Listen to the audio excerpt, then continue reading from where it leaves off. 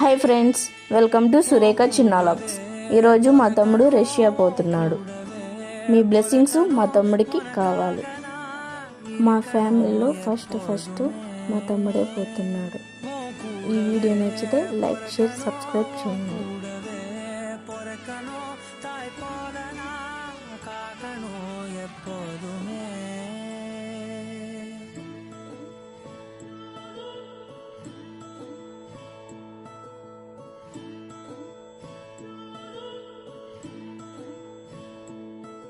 என் வாழ்க்கை உரமாக நீயும் பிறந்தாயே, என் உயிரே உறவாக என் நெஞ்சில் கரஞ்சாயே.